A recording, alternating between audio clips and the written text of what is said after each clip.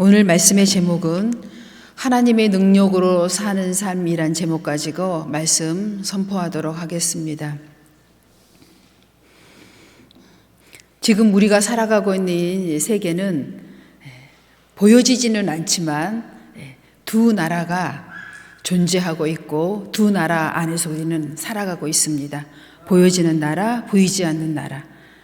굳이 표현하자면 물질 세계와 영적 세계가 공존하고 지금 있습니다. 그래서 히브리서 11장 1절로 3절의 말씀은 믿음은 바라는 것들의 실상이요 보지 못하는 것들의 증거니 선진들이 이로써 증거를 얻었느니라.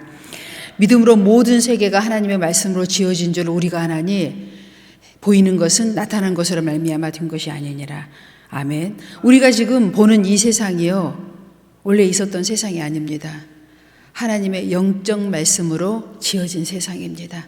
그래서 오늘 저희는 하나님이 우리에게 주신 이 영적 세계가 정말 우리 삶의 실상이 될 수 있도록 우리가 믿음으로 사는 길을 여러분에게 제시하려고 합니다. 본문 말씀 보겠습니다.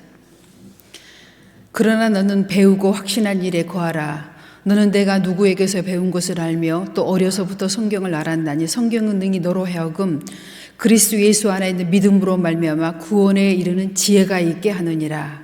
모든 성경은 하나님의 감동으로 된 것으로 교훈과 책망과 바르게 함과 의로 교육하기에 유익하니 이는 하나님의 사람으로 온전하게 하며 모든 선한 일을 행할 능력을 갖추게 하려 함이라.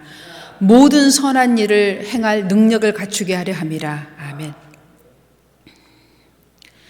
금요일 날 저희가 금요철야 예배를 드리는데 목사님이 참 말씀을 여러 가지 방면에서 말씀을 많이 전해주셨습니다. 그 중에서도 제가 말씀을 듣고 마지막으로 한 말씀이 너무나 생생해서 여러분에게 말씀드리려고 합니다. 말씀을 다 전하시더니 마지막에 딱 이 말씀 한 말씀 하셨어요. 성령을 받은 후 예수님의 제자들이 성령을 받은 후에야 모든 것이 깨달아지니라. 아멘. 그 전에는 예수님과 함께 계셨지만 함께 동행하였지만 3년 정도를 함께 했지만 예수님이 하신 말씀을 깨달지를 못했어요. 그냥 함께 다녔을 뿐이지요. 함께 있었을 뿐이지요. 그런데 예수님이 십자가에 죽으시고 3일 만에 부활하시고 40여일 동안 함께 계시다가 예수님이 홀연히 부활하십니다. 온 백성이 보는 데에서 천사들과 함께 부활을 하셔요. 그 이후에 약속을 하십니다. 부활하시면서 너희에게 성령을 보내주겠다고.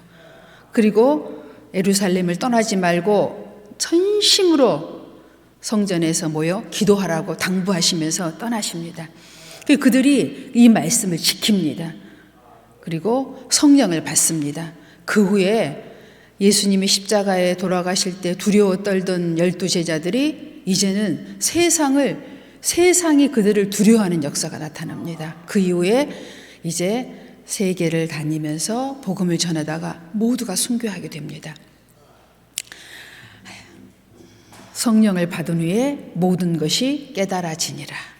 이게 금요일 날 핵심의 말씀이셨습니다. 그렇습니다. 우리가 성령을 받으면 말씀이 깨달아지고 그 말씀이 우리 삶의 능력으로 와닿게 됩니다. 그런데 이제 우리는 성경 구약에서부터 신약을 쭉 보면은요, 이 성경 안에 말씀 안에 하나님의 말씀만 있는 것이 아니라 영적인 말씀 중에 사단의 말도 들어 있습니다. 왜 사단의 말이 들어 있냐면 우리에게 교훈을 주려 하심입니다. 오늘 말씀처럼 모든 것을 통하여 우리에게 교훈하시고 믿음을 주려고 이 말씀 안에 사단의 말도 들어 있습니다. 그래서 우리는요, 이 성경 말씀을 볼 때 이것은 사단의 말이었구나, 이것은 하나님의 말씀이구나를 우리는 성경을 받은 이후에는 능히 분별을 하게 되는 것이죠. 그래서 오늘 사단의 말과 하나님의 말씀을 비유해 가면서 여러분에게 말씀을 전해 보려고 합니다. 여러분이 정신을 집중해서 말씀을 들을 때 분별의 영이 이 시간에 임하게 될 줄로 믿습니다. 창세기 2장 16절로 17절의 말씀을 보겠습니다. 하나님께서 아담과 하와를 지으시고 에덴 동산에서 복을 누리도록 허락해 주셨습니다.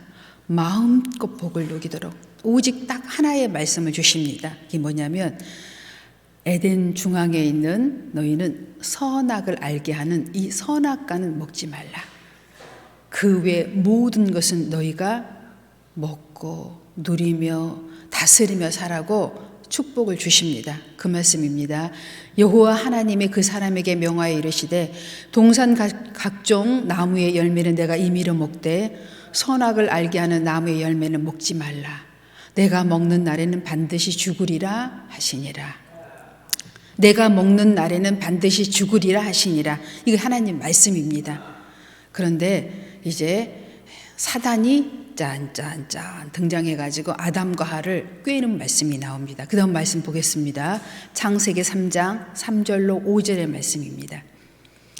동산 중앙에 있는 나무의 열매는 하나님의 말씀에 너희는 먹지도 말고 만지지도 말라.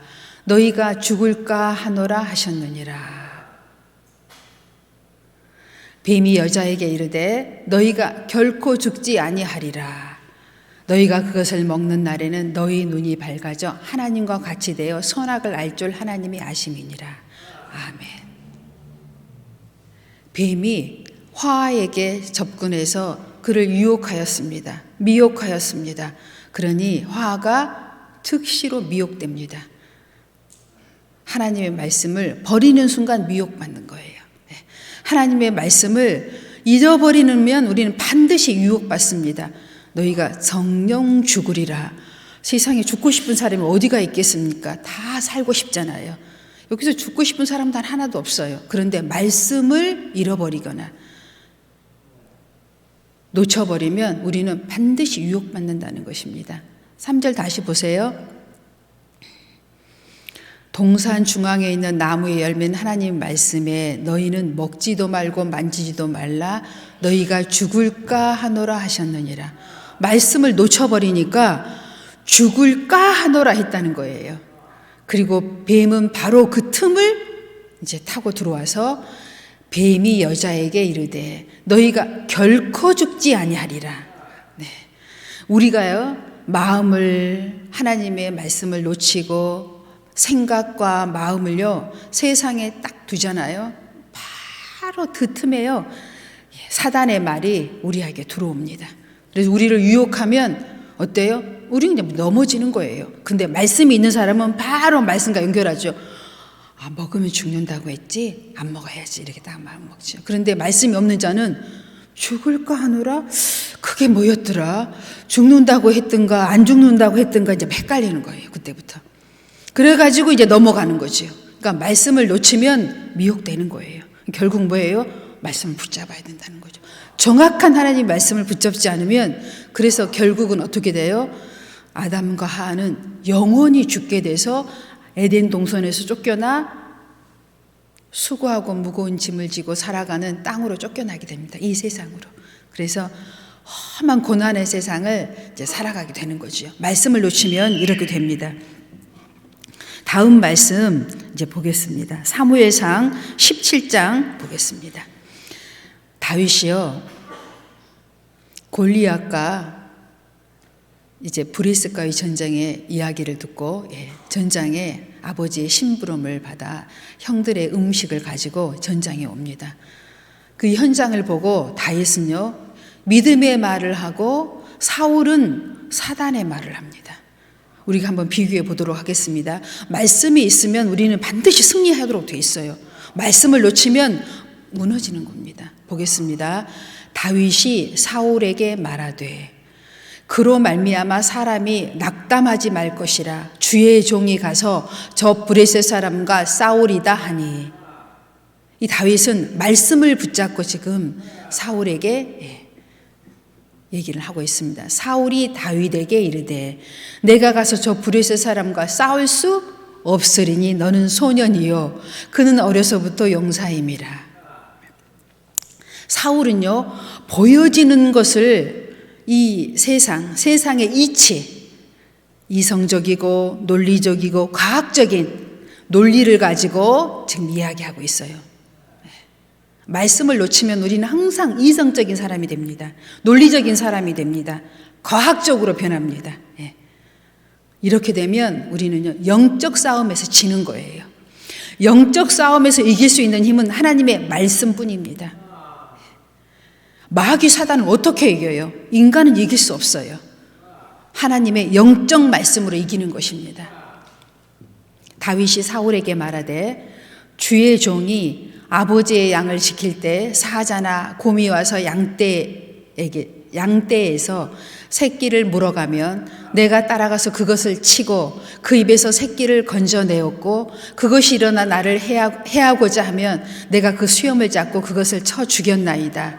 주의 종이 사자와 곰도 쳤은즉 살아계신 하나님의 군대를 모욕하는 이 할례받지 않은 브레셋 사람들이까 그가 그 짐승의 하나와 같이 되리이다. 아멘. 우리는요, 영적 전투를 딱 싸우게 되면은요, 지난날에 내가 말씀으로 이겼던 것을 생각해내야 합니다.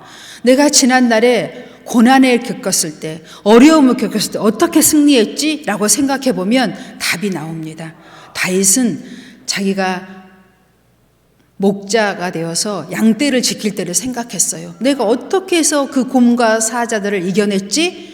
하나님의 말씀을 의지해서 그들을 쳐 죽였다고 말씀하고 있습니다.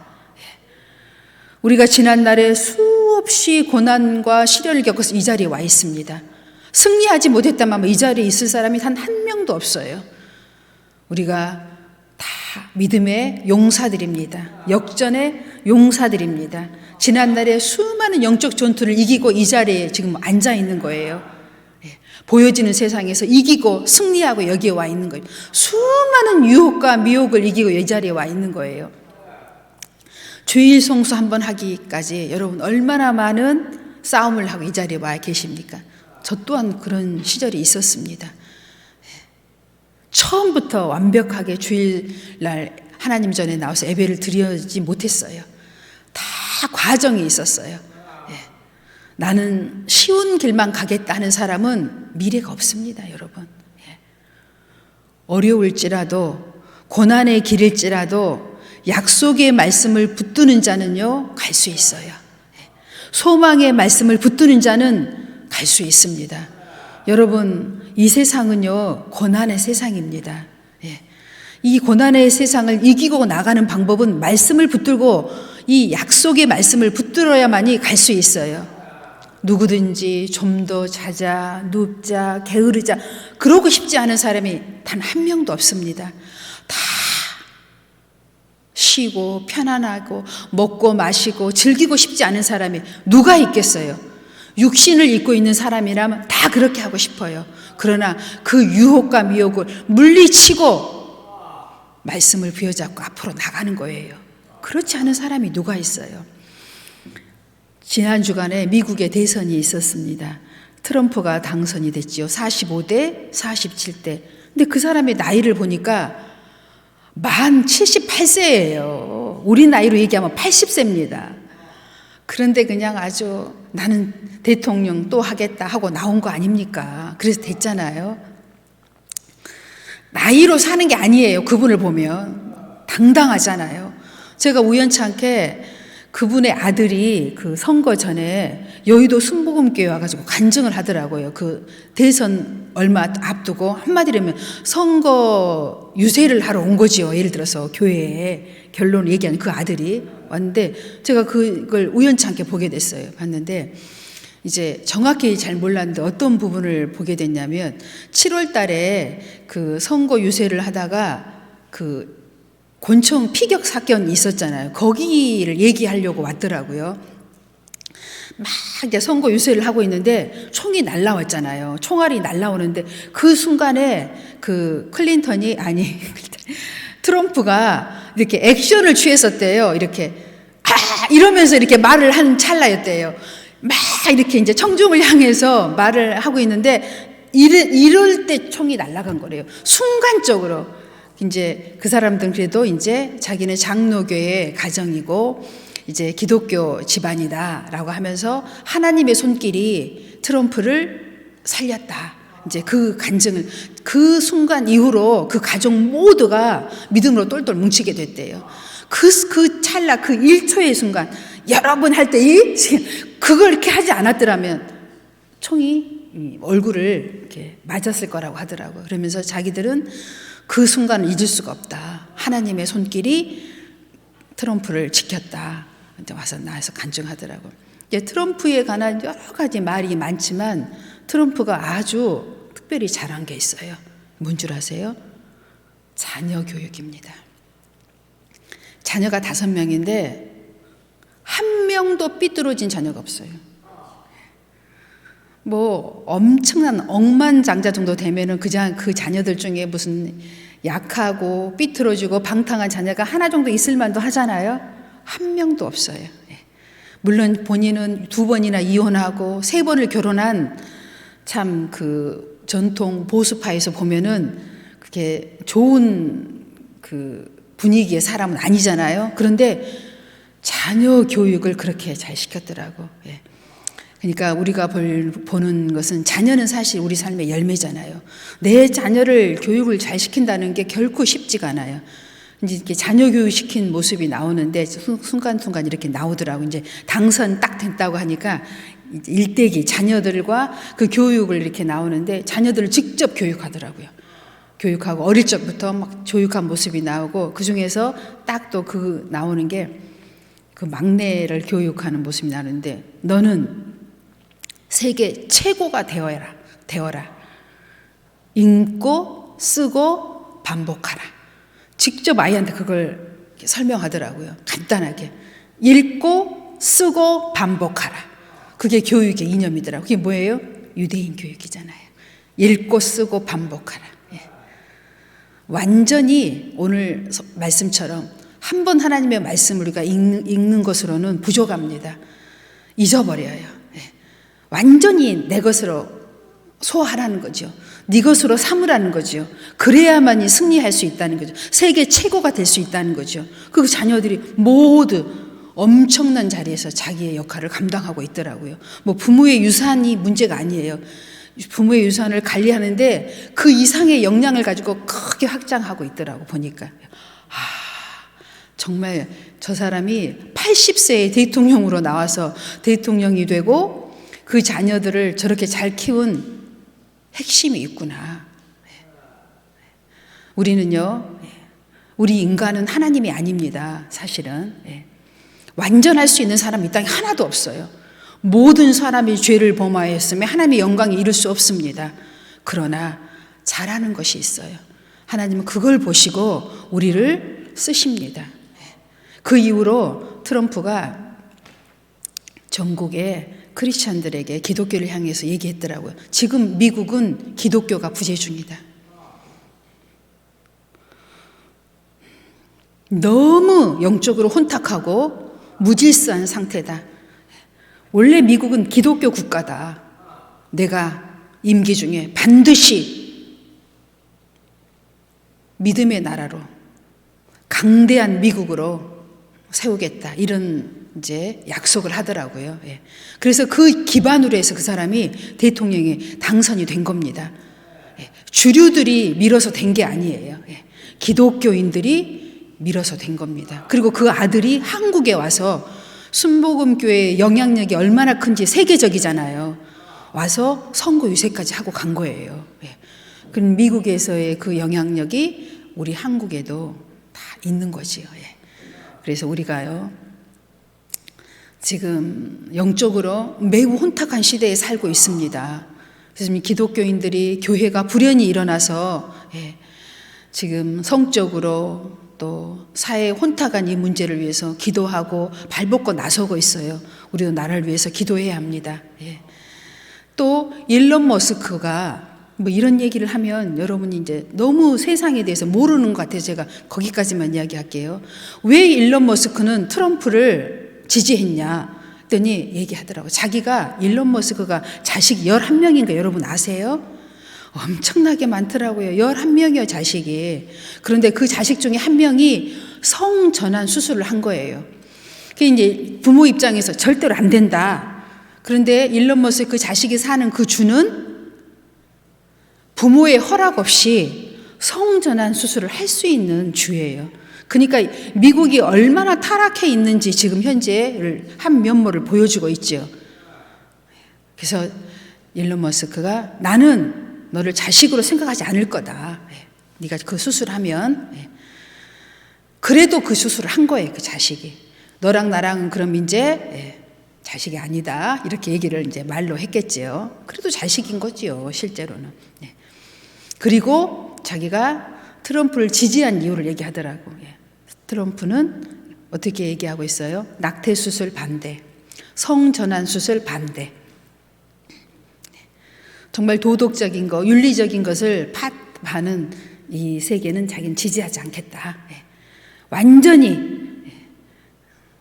또 공립학교에서 성경을 읽지 못하게 하고 있잖아요. 자기가 되돌려 놓는데 자기는 그 일을 주도적으로 해보겠다. 이렇게 선포를 했더라고요. 그러니까 공립학교에서 성경 공부와 예배가 사라지면서 미국은요, 지금 기독교 국가가 아닌 완전히 다문화, 다원주의 세상에 지금 들어와 있는 거죠. 미국 세계가. 우리나라는 그걸 아직 허락하고 있지는 않잖아요. 여러분 자녀 중에 누군가가 성전환 수술을 하겠다고 하면 여러분은 허락하실 겁니까? 정말 실제적으로 내 자녀가 지금 그걸 원한다면 여러분 해줄 수 있어요? 깊이 생각해 보아야 합니다. 우리는요, 어떤 분이 그러더라고요. 전화 통화를 하는데 트럼프가 이제 대통령이 됐으니 우리나라는 이제 망했어. 어려워지게 생겼어. 세금을 많이 걷어간대잖아. 우리한테. 이렇게 얘기합니다. 저는 그건 모르겠어요. 세금을 많이 걷어가게 될지 그렇게 아니 될지. 그게 중요한 게 아니라 물질 세계가 중요한 게 아니라 우리는 영적 세계를 먼저 분별해야 합니다. 그가 주장하고 있는 세계가 하나님의 나라인지 사단의 나라인지를 먼저 분별해야 해요. 우리가 할 수 있는 건 그거예요. 예수님께서 빌라도의 법정에 서서 심판을 받게 되십니다. 빌라도가 네가 이 나라의 왕이냐? 왕으로 왔냐고 물었어요. 그래서 예수님이 뭐라고 얘기하셨는지 아세요? 내 나라는 이 땅이 아니다라고 얘기했어요. 내 나라는 이 땅에 지금 속해 있지 않다고 얘기하니 빌라도가요, 대답을 안 해요. 그 이후로 질문을 안 합니다. 우리가 속한 나라는요, 이 세상이 아니에요. 예수님의 나라, 말씀의 나라, 하나님의 나라가 우리의 나라입니다. 우리는 하나님의 나라를 지지하는 그리스도인들입니다. 우리는 영적으로 분별해야 합니다. 세금을 많이 내고 덜 내고는 여러분이 소득이 많으면 많이 낼 것이고 소득이 작은 사람은 세금 안 내요, 여러분. 소득이 최소한 1억이 넘어야 이렇게 세금 많이 냅니다. 1억 이하는 이렇게 세금 많이 안 내요. 그러니까 여러분이 그거 갖고 분노할 필요가 없습니다. 그 다음 말씀 보겠습니다. 데살로니가 후서 13장 14절. 주께서 사랑하시는 형제들아, 우리가 항상 너희에 관하여 마땅히 하나님께 감사할 것은 하나님이 처음부터 너희를 택하사 성령의 거룩하게 하심과 진리를 믿음으로 구원을 받게 하심이니, 이를 위하여 우리의 복음으로 너희를 부르사 우리 주 예수 그리스도의 영광을 얻게 하려 하심이라. 아멘. 이 모든 영적인 세계, 하나님의 나라의 약속을 우리에게 주신 것은 우리가 모든 것을 가졌다 하나 구원 얻지 못하면 아무 의미가 없어요. 우리에게 이 모든 영적인 세계, 하나님의 말씀을 주신 것은 우리로 구원을 얻게 하려 하심이라는 거예요. 하나님의 영광에 이르게 하려고 우리에게 이 약속의 말씀, 영적인 세계, 하나님의 말씀을 우리에게 주셨다는 것입니다. 에레미야 17장 9절입니다. 만물보다 거짓되고 심히 부패한 것은 마음이라. 누가 능히 이를 알리오마는. 우리의 마음은 하나님의 약속의 말씀이었으면 항상 부패해집니다. 내게 조금만 손해나는 일이 있으면 바로 부패해집니다. 내게 조금만 이익이 안 생기면 바로 부패해지는 것이 우리 인간의 마음입니다. 그래서 하나님께서는 우리들에게 항상 말씀이 보존되고 읽혀지길 원하십니다. 디모데전서 6장 3절로 5절입니다. 누구든지 다른 교훈을 하며 바른 말 곧 우리 주 예수 그리스도의 말씀과 경건에 관한 교훈을 따르지 아니하면 그는 교만하여 아무것도 알지 못하고 변론과 언쟁을 좋아하는 자니 이로써 투기와 분쟁과 비방과 악한 생각이 나며 마음이 부패해지고 진리를 잃어버려 경건을 이익의 방도로 생각하는 자들의 다툼이 일어나느니라. 아멘. 오늘 우리는 마음을 새롭게 먹어야 합니다. 이것이 나에게 손해가 되고 이것이 이익이 된다고 해서 말씀을 버릴 수는 없습니다. 구원을 저버릴 수는 없습니다. 우리는 오늘 말씀에 의지하여 분별해 나가야 합니다. 우리가 잘 아는 오늘 나사로에 대해서 말씀을 또 나눠보도록 하겠습니다. 나사로는요, 왜 나사로의 형제들이 마르다와 마리아가 우리가 지금 내 누이가 오빠가 소위 얘기하면 지금 병들어 죽게 됐으니 빨리 와서 고쳐달라고 소식을 전했지만 예수님께서는 즉시 가지 않잖아요. 하나님 나라의 계획이 있었습니다. 예수님께서는 정말 이 성경의 핵심인 부활의 사건을 그 가정에, 그 특별한 가정에 만드시려고 하는 계획을 갖고 계셨어요. 그래서 나사로가 죽은 지 사흘 만에 예수님은 마리아의 집에 도착하십니다. 그리고 우리에게 영적인 부활의 말씀을 주시려고 예비해 놓았어요, 이미. 그런데 그걸 깨닫지 못한 마르다와 마리아가 등장하지요. 오늘 그 말씀을 보겠습니다. 우리가 깨어있지 못하면 예수님을 사랑한다고 하면서도 그 말씀을 지킨다고 하면서도 깨어있지 못하면 사단에게 유혹받아 사단의 말을 하게 됩니다. 말씀 보겠습니다. 요한복음 11장 39절 40절의 말씀입니다.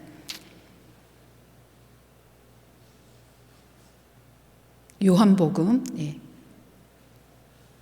위에 있어요. 방금 읽었던 말씀 바로 위에 지나간 것 같아요. 그 위에 하나 더 올려보세요. 내려보세요. 거기 있잖아요. 요한복음. 예수께서 이르시되 돌을 옮겨 놓으라 하시니 그 죽은 자의 누이 마르다가 이르되 주여 죽은 지가 나흘이 되었음에 벌써 냄새가 나나이다. 아멘.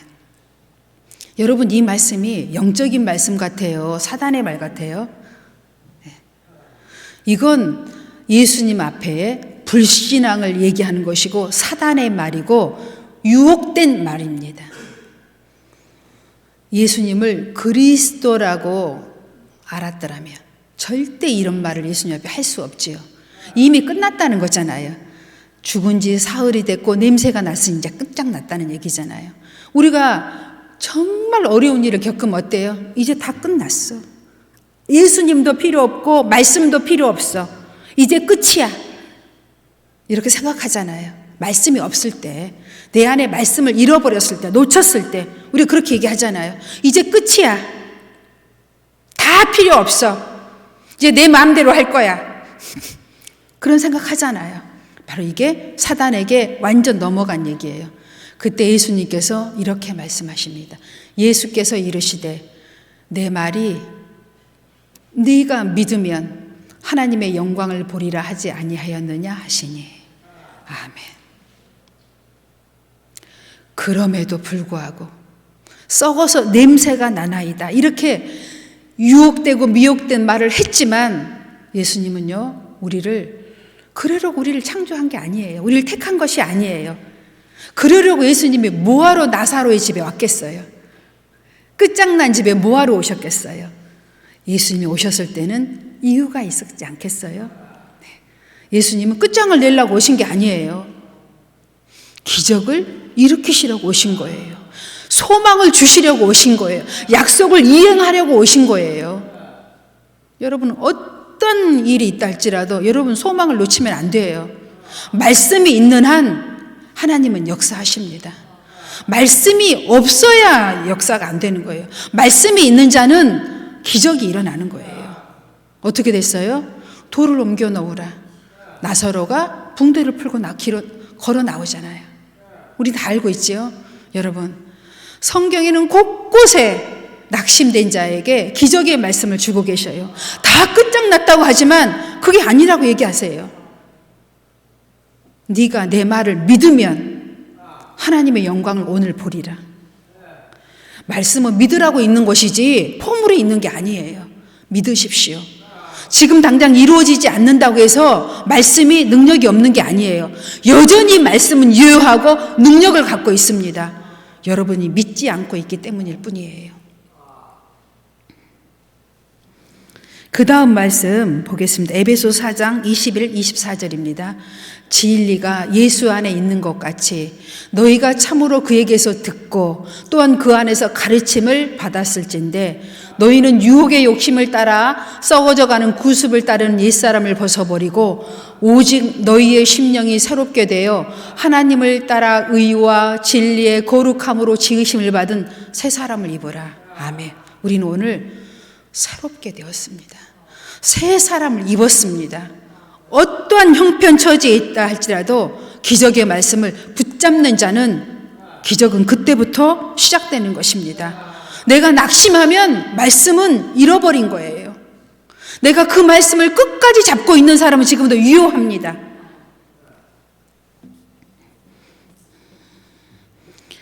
히브리서 11장 27절의 말씀, 모세의 믿음을 보도록 하겠습니다. 믿음으로 애굽을 떠나 왕의 노함을 무서워하지 아니하고 곧 보이지 아니하는 자를 보는 것 같이 하여 참았으며. 아멘. 우리 히브리서에 보면 믿음장이죠. 모세가 이렇게 믿음을 고백하는데 이러한 믿음을 고백하는 데는 배경이 있습니다. 출애굽기 14장 10절 12절까지 보겠습니다. 바로가 가까이 올 때 이스라엘 자손이 눈을 들어본즉 애굽 사람들이 자기들 뒤에 이른지라 이스라엘 자손이 심히 두려워서 여호와께 부르짖고 그들이 또 모세에게 이르되 애굽에 매장지가 없어서 당신이 우리를 이끌어내어 이 광야에서 죽게 하느냐 어찌하여 당신이 우리를 애굽에서 이끌어내어 우리에게 이같이 하느냐 우리가 애굽에서 당신에게 이른 말이 이것이 아니냐 이르기를 우리를 내버려 두라 우리가 애굽 사람을 섬길 것이라 하지 아니하더냐 애굽 사람을 섬기는 것이 광야에서 죽는 것보다 낫겠노라. 아멘. 이게 누구의 말이에요? 사단의 말입니다. 우리는 어려움을 겪으면 이런 얘기를 해요. 나를 왜 잡아가지고 여기까지 데리고 왔습니까? 이렇게 원망을 합니다. 내가 차라리 예수 안 믿었더라면 이런 원망을 할 때가 입으로는 안 했더라도 마음속으로 해본 적은 한 번쯤은 있을 겁니다. 뭐 안 믿었다고 별 수는 있나요? 별 수 없어요. 안 믿어서도 똑같습니다. 어려움은 아마 있지요. 그런데 믿었다는 이유 하나로 이런 원망을 할 때가 있습니다. 미혹된 것이요. 말씀을 놓치면 이런 미혹에 우리가 빠집니다. 출애굽기 14장 13, 14절 보겠습니다. 모세가 백성에게 이르되 너희는 두려워하지 말고 가만히 있어서 여호와께서 오늘 너희를 위하여 행하시는 구원을 보라. 너희가 오늘 본 애굽 사람을 영원히 다시 보지 아니하리라. 여호와께서 너희를 위하여 싸우시리니 너희는 가만히 있을지니라. 아멘. 하나님의 말씀을 보면요, 마귀의 말과 하나님의 능력의 말씀이 항상 함께합니다. 어떤 말씀을 붙잡을 것인가는 믿음의 선택입니다. 나의 선택입니다. 하나님의 말씀을 선택하는 자는 기적을 체험하는 것이고 마귀의 말을 선택하면 죽음의 길로 가는 것입니다. 영생이 없는 곳으로 가는 것입니다. 가만히 서서 하나님의 구원의 역사를 보는 여러분 되시길 바랍니다. 고린도서 5장 7절 말씀입니다. 이는 우리가 믿음으로 행하고 보는 것으로 행하지 아니함이로다. 아멘. 우리가 보이는 이 세상은요, 믿음의 세계는 지금 보이지 않아요. 여러분이 천사가 보입니까? 예수님이 보입니까? 하나님이 보입니까? 아무것도 보이지 않잖아요. 보이는 것은 옆 사람뿐이고 교회 의자뿐이고 제 얼굴뿐이잖아요. 그러나 하나님 우리에게 보이지 않는 하나님의 영의 세계의 말씀을 우리에게 주시고 예수님을 이 땅에 보내주심으로 증거를 삼으셨습니다. 말씀이 육신이 되어 이 땅에 오셔서 우리 죄 때문에 죽으시고 3일 만에 부활하셔서 우리에게 영생의 말씀을 주시고 약속을 주셨습니다. 믿는 자마다 영원히 죽지 아니하리라. 내가 믿으면 하나님의 영광을 보리라. 마지막 말씀입니다. 고린도후서 10장 5절 말씀입니다. 하나님 아는 것을 대적하여 높아진 것을 다 무너뜨리고 모든 생각을 사로잡아 그리스도에게 복종하게 하니. 아멘. 우리를 살릴 말씀은 하나님의 말씀입니다. 자나깨나 우리가 붙들고 눈으로 보고 입으로 고백해야 할 것은 하나님의 말씀입니다. 열심히 말씀 묵상하시고 열심히 교회에 나오셔서 말씀을 들으시고 기도하시고 하나님께 구하시고 하늘의 무한한 자원을 여러분 응답으로 받으셔서 예수 그리스도로 말미암아 풍성한 삶을 누리는 여러분 되시기를 예수님의 이름으로 축원합니다. 기도하겠습니다. 사랑의 하나님, 내게 능력 주시는 자 안에서 내가 모든 것을 할 수 있다라고 말씀해 주셨사오니